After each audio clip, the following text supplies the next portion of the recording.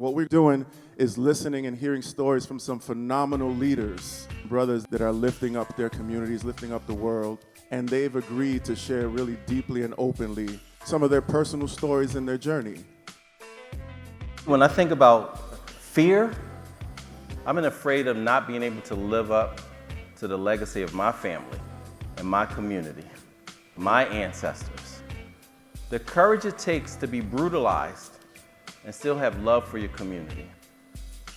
Because nowadays we see folks who, I'm traumatized, and they take it out on black children while they're leading that classroom, school, or district.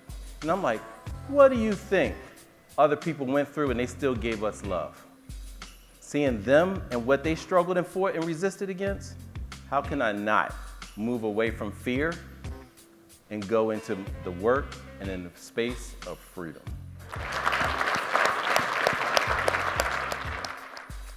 My parents have been together since 1969.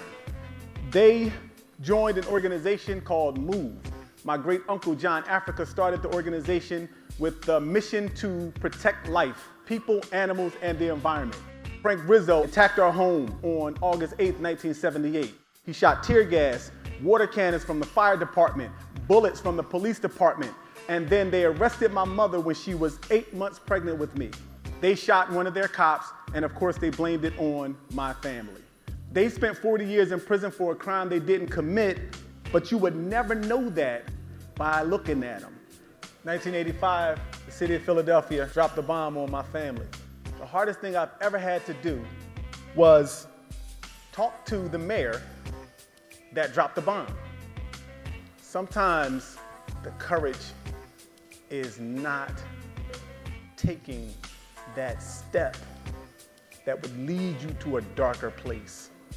And he was sitting 6 feet away from me. And he said, I'd like to help you get your parents out of prison.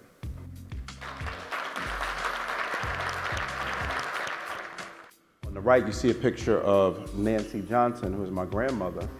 On the left, you see my grandmother's grandmother and my grandmother's grandmother's mother, who were born enslaved human beings in the state of Virginia.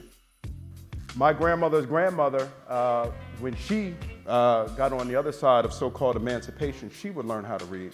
And she began this legacy in my family of reading and education.